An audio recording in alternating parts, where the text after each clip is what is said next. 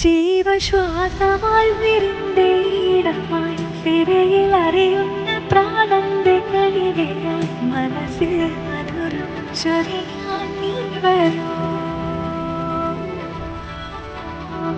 ഹൃദയം കുളിരായി തഴുകും തെന്ന്